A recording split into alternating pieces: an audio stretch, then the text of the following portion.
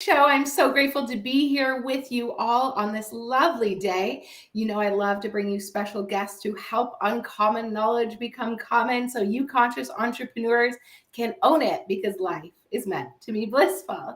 So we have special guest Lisa Simone Richards, who is a PR and visibility strategist, and she's going to share about her journey and tips and tricks so you can own and increase your visibility. So welcome, Lisa. Thank you so much for joining us. Oh my gosh, I'm so excited to be here, to have an opportunity to share with your audience and hopefully help open up their eyes to some things they hadn't thought of just yet when it comes to getting seen. I love it. We love to help uncommon knowledge become common. And for a lot of us who are newer to the entrepreneur space online and really building that brand, newspapers are a way of the past. So there are so many more ways that you can grow your business. And we're going to share tips and tricks with you on that today. So first, Lisa, share about who you are and what do you do? Sure. So a little bit about me is I'm a PR and a visibility strategist. I primarily work with doctors and healthcare professionals, but I've also worked with online service business owners, food brands, makeup brands, you name it. I love PR because it's a very translatable skill. But really, basically about me, I first learned about the industry. I remember being in first year university, having lunch with a girl who was in fourth year. She was about to graduate, and she was sharing with me that after she graduated from Western University, where we both attended, she was going to be going to PR school. Now, this was 2002. Sex and the City was in its heyday. So Samantha Jones, one of the four main characters, was in PR, and she was always at fashion shows and parties and all these exclusive things. And I was like, that looks fun. I want to do that. So from first year, I just started volunteering in every organization I could get my hands on, learning the ropes of PR and communications. 4 years later, I went to the same PR school as that girl I'd had lunch with in fourth year, and I've been doing it ever since. So I got started in the world of fashion and beauty, did a little bit of that Devil Wears Prada thing. I moved into agency where I worked on clients like Virgin Mobile, sorry, singular, Staples, and Crayola.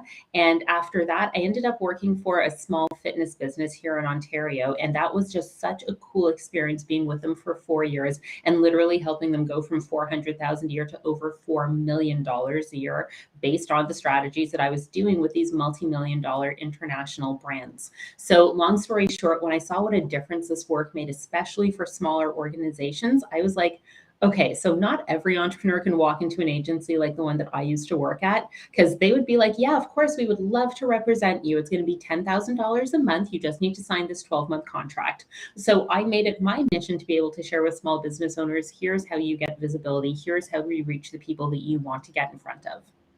I love that. And that's so exciting. And it's something myself and our coaches in our company do. We're really here to help those smaller companies who want to scale that, need the strategies of the Fortune 500 companies, but yet it's just not simply taught in the basics, but it is what's going to get us to the next step. So I'm so excited. And I just love, Steve Jobs says you can't connect the dots looking forward, only looking backward. And who would have thought that one lunch could change the trajectory of your entire life? It's so funny. Like, it can even point to little things like before then that probably would have gotten me to the same place, but that was definitely a very definitive moment that I can remember years down the line. Who knew? Yeah, and as an entrepreneur, guys, everything is giving you direction. So remember to actually ask your question, what could this do for me? What does this mean for me? For a lot of us, we just kind of take everything as is. But when we can be present and be observers and get curious, like you immediately got into action, right? You didn't just sit and wait 4 years and go, oh, then maybe I'll go to PR school. Like you got into action right away. I love that. That's so inspiring. That's what separates the successful people from the unsuccessful people, because when you stepped out of school and to go to the PR school, you were already experienced, right? One of the things I learned in university was to make sure I set myself apart from the other people. Why was I going to be different from the other hundreds of people and maybe thousands graduating from different programs around the world or around the country? I made sure I volunteered, I interned, I got experience, I did a co-op. And that way, when I graduated, it wasn't like, hey, I've got this 4-year degree. It was like, hey, I've got this 4-year degree and all this experience. So that's your secret sauce. Make sure you separate yourself amongst the rest. You did it just by, a way of loving what you're doing. And a lot of people don't think about that. So what can you do to separate yourselves amongst the crowds? What's going to be your secret sauce? So I love that. I just wanted to add that in. So let's dive into your tips and tricks. First, maybe for people who are brand new, like what is PR? How do you increase your visibility? Like what is Let's start off by making a few distinctions and a few definitions so it's super clear.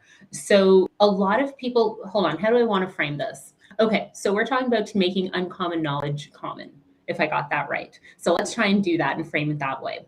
I find that a lot of small business owners are familiar with two types of media, but there's a third type of media that they're not particularly familiar with. So most business owners super aware of social media. That's where we're creating content on LinkedIn, on Facebook, on Instagram, on all of those platforms. And we're building that like know, like, and trust nurture factor with our existing audience, with our existing followers. And if we're lucky, hopefully some new people are going to come in there as well. Then we've also got paid media, which a lot of small business owners are familiar with. So that could be doing Facebook ads, Google ads. Back in the 90s, it was putting up a billboard and hoping the right people would see it. And that certainly evolved since then. But the third type of media that I find a lot of people aren't aware of and are taking advantage of is earned media. And this is when you leverage somebody else's platform and you get featured there, sharing your expertise and your knowledge. So this is a way that you're getting exposure, you're reaching new people and getting visibility. But the really great thing about this is you're not dancing around on Instagram or TikTok all day, which I know it's not my jam. I love watching y'all do it, but I don't like to do it. I love to dance, not necessarily on TikTok though. Totally. And alternatively, with paid media, like you're paying a lot of money to get exposure to the right people. So why not consider who has all of my ideal clients hanging out in one place, whether that's on a page or a group on Facebook. Maybe it's paying attention to a specific Instagram account. Maybe it's a podcast that all of your ideal clients might be listening to. And then figure out, okay, who's a person that I need to know to ask if I can get access to that platform? And then how can I show up and deliver value on that platform? And this is where we're also creating another distinction between content and visibility. So many times I hear over and over again from business owners that I'm doing all of this content, I'm doing all these videos, I'm doing all these posts, and I'm not getting more sales. And the difference is content is what's nurturing the people who are already in front of you, who are already in front of your ecosystem. But what people also need to focus on is visibility. How are you making sure that you're bringing new people into your funnel, new people into your world every single day? So that's where I want to make sure that people aren't just focusing on their content. You got to make sure you're reaching new people all the time. Oh my God, that is a huge distinction. Did everyone hear that? You're creating content that is to nurture the people in your audience already. And you must keep increasing your visibility and go and be presented on other people's platforms in front of their audiences to bring more people into your ecosystem to actually be able to serve them. So increasing your visibility is putting yourself in front of other people's audiences. Then you're creating the content to nurture. So think about that for a second. When is the last time you put yourself in front of somebody else's audience? I just did it about 20 minutes ago. I'm doing it right now. And you're doing it right now. And I absolutely love that. And then I wanted to add in there how you were speaking about, for some, we don't understand that there's a difference in getting in front of the right audience. So what would you say, how to pick out where to go to put yourself in front of those audiences? So typically when I start working with somebody, I take them through my ABCs of visibility, because it all begins with intention. It would be my worst nightmare for someone I work with to get featured somewhere and then they're like, well, that didn't work. Okay, like what is the purpose of being seen? So I like to start off by understanding, and I ask people, are you looking for awareness? This is when you want to get in front of your ideal client, the kind of people who are actually going to take out their credit cards to be able to work with you. Having worked in the fitness industry for a number of years, a lot of my clients end up being personal trainers or studio owners. And I have so many gym owners say to me, Lisa, I'm looking to get in front of women who are, just starting to get back into the gym. Maybe they've done it a handful of times. And I would love to be featured on Oxygen, Strong, Muscle and Fitness magazine. And I have to be like, hey, guess what? Women going to the gym for the second or third time time are not reading bodybuilding magazines. So while you love it, that's not where your ideal client is, and that's not how you're going to build awareness. So we have to think about who is the person we want to get in front of and where are they paying attention, not necessarily where are we paying attention. So that's A, building awareness and getting in front of our ideal client, the person who has the power to hire us. B stands for buzz. Now, I like to think about buzz as similar to when a movie's coming out. When a movie comes out, you don't just hear about it once, it is all over the place. You're seeing the actors on Entertainment Tonight, on Access Hollywood, they're on various podcasts, they're doing premieres. Somebody probably gets into a new relationship. Somebody happens to be in a breakup around the time of the movie release. It's all over the place to the point that you can't avoid it. And when you're thinking about what movie to go see this weekend, you've heard about it 17 times and you're like, maybe I'll go see that movie I keep hearing about. If you have a launch coming up, if you have something you're putting out there, people can't just hear about it once. You want to make sure that you're hitting people from as many angles as possible. So let's say you have a book coming out the month before, maybe you want to get on 50 podcasts so that you're getting all over the place and building up a buzz where people can't get away from hearing your name. So A stands for awareness. B stands for buzz. And then finally, C stands for credibility. This is when you actually want to establish yourself as a leading expert, as somebody with authority. So maybe this is you getting in front of the people, like the mentors that you have, the people whose courses and programs you've purchased before. Maybe sitting in the green room backstage with the people that you admire. It's not necessarily getting in front of your ideal clients and getting those people who are going to sign up with you. Building credibility isn't necessarily going to be sales tomorrow, but this is now positioning yourself. Maybe it's getting featured on a website like Forbes or Inc. or Oprah to be able to put that logo on your website. And even the story itself that you were in doesn't matter that much, but you're able to say, oh, I was featured on Oprah. Because when people make that association, it's like, oh, this isn't like Joe Blow Coach over here. They've been featured on Oprah. So are you looking to build A, awareness, B, buzz, or C, credibility? And based on which of those three answers you choose, that's going to inform where it makes the most sense for you to start putting yourself out there to be seen. Absolutely incredible. And I wanted to say how important this is to add to one of the first things you said of when people are just creating content and they're hoping that they find their clients there. The average email rate open is 30%, which often is much lower. That's just average. And 2% of the people who are following you see your feed unless you're massively engaging and boosting posts. So you can't just put content up and hope people click and buy and see you. You actually have to put yourself out there and bring in those new leads and engage and interact with them. So that PR and increasing your visibility is so incredible. So what are different types of PRs and modalities that people could use, or mediums, I should say?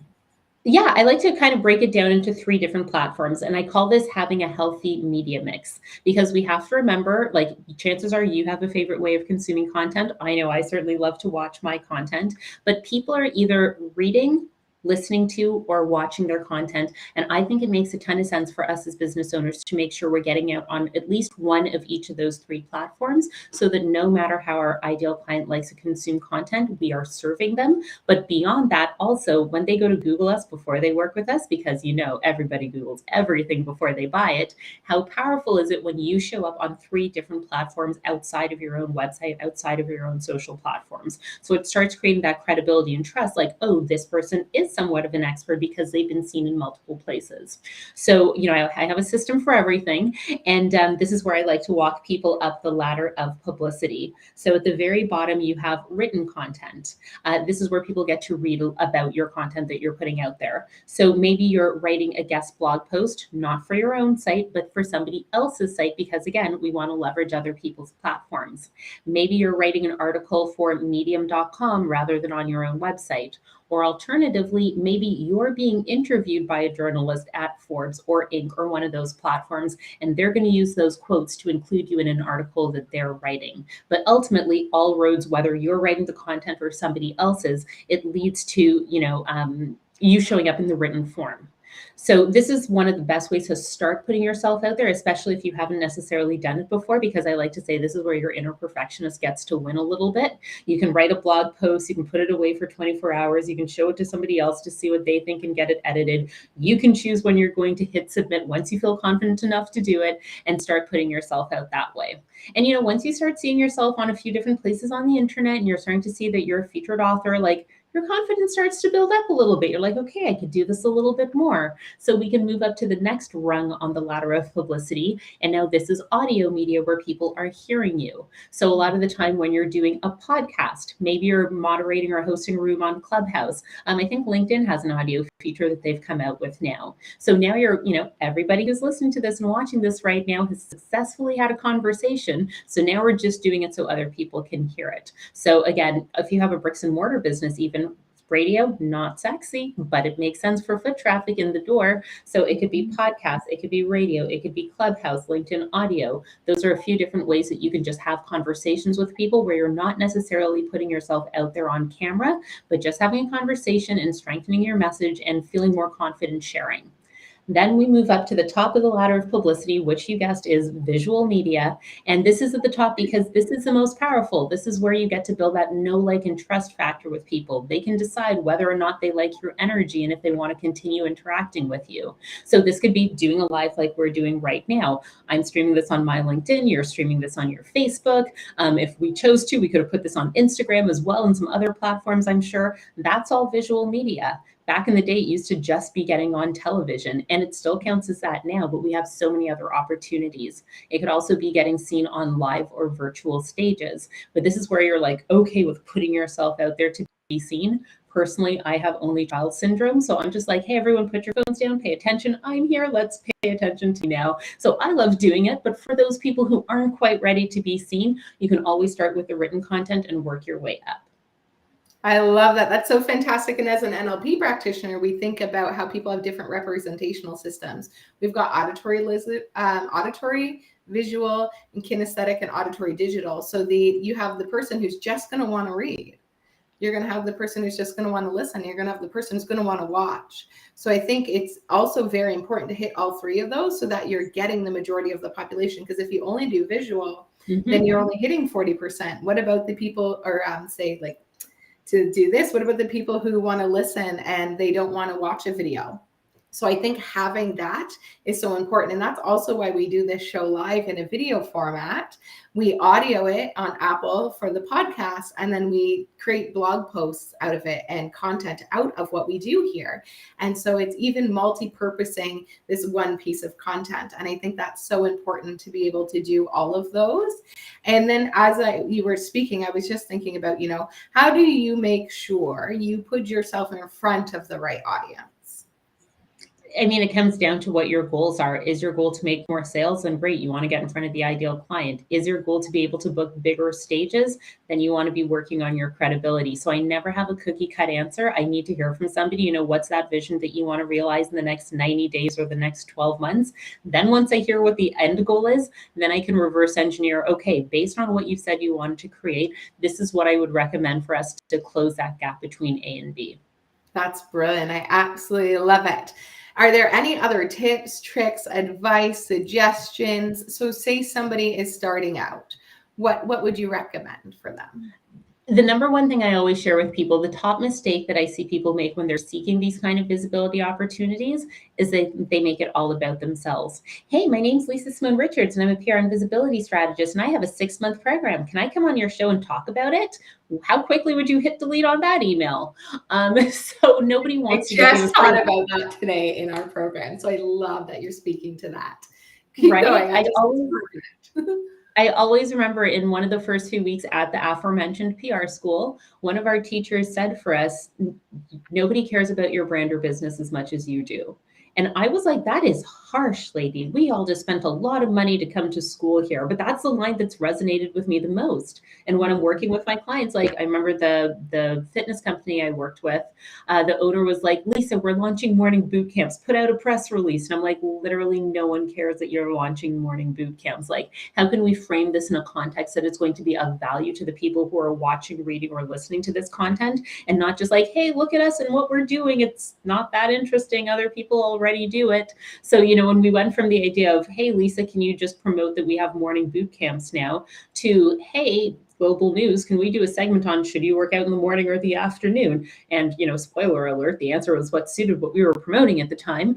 But when we framed it in a different way, that's when it landed. So if ever you're putting yourself out there to be featured on someone else's platform, before you hit send on that email where you're pitching yourself as a guest, skim through the left margin of the page.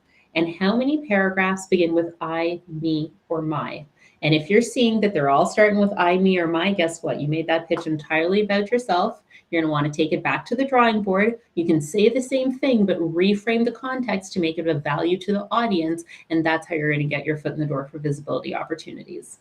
Oh my God, nailed it on the head. So I'm listening to How to Win Friends and Influence People by Dale Carnegie. So good. So good. So I had to talk today in our program about communication and persuasion and language and how to do sales and pitches, because I was working with a client and I read a pitch email and I was like, that is all about you, girlfriend. We need to speak to them and the value to them. And so when we're writing those pitches to gain these opportunities, it's really important that we share about what's in it for them. Mm-hmm. It's great if we can have that third-party validation, whether it's a referral or someone we know about them, from that's in connection with them. And really, what do we love? I call it flirting. I was joking with this client. It's like flirting your way to the sale or to the close. Like, we are complimenting what's in it for them. What's the value for them? What do we love about them? Like, pump them up so that it's like a no-brainer. They feel so good. So how do you close a sale and gain an opportunity? You leave them with an impression of increase, which means you leave them better than how you found them, which means you need to speak to them and the value you can add to them and their greatness and why you think they're amazing and how it would be a great fit. So go and flirt your way to the sale. We were joking that was the funniest way to say it, because I'm always complimenting that people think I'm always flirting with everybody, but it's just my nature. So we would joke that it's like flirting your way to the sale. So if you think about that, when you flirt, you don't talk about yourself, right? You're complimenting the other person. And so I would really love that when we are writing these pitches to gain these opportunities, exactly what Lisa just said. How many times did we say me, my, I, we, instead of about them and the value we can add to them? So if they aren't emotionally connected to the result or the value, and you haven't spoken about them and their greatness and why you chose them and why it's in alignment, then it's all about you and they are not interested. Exactly. I remember learning from a videographer back in 2015, 2016, when I was shooting one of my first videos for my company at the time. And he said, if you begin the video with you in the first 5 seconds, people will watch twice as long as if you didn't. So every time I see people start a video with like, hey, I'm so excited, I'm like, nope, you lost them already. Start with, hey, you're in the right place. I'm so excited you're here. Even that, I still said I'm so excited, but I started with you're in the right place. That's more likely to get people hooked. So just lead with you. People are interested in WIIFM. What's in it for me? Yeah, I love that. Make me feel important, right? 100%. Amazing. So any last tips or tricks for our audience today? You have been an incredible guest. I think we gave them a lot. Yeah, so much. I love how you package everything. So guys, you're going to want to go back and listen to this replay, because that was liquid gold. If you would like to build your brand, increase your visibility, help yourself get out there so you can attract back the right perfect premium paying clients, you need to own that PR. And Lisa is a PR and visibility strategist. And I know you specifically love to work with medical companies. And I've specifically worked in the medical and health industry previously. So for all of your doctors that are watching, if you want to build your brand and increase that visibility and truly serve more people, make sure you reach out to Lisa. So Lisa, where can they learn about you, gain more information? And there is a free gift for you guys in the link below. Well, okay, let's separate this out for the two different crowds. If you're a doctor, I recommend heading over to www.publicityfordoctors.com. That's where you can download my doctor's guide to getting on TV.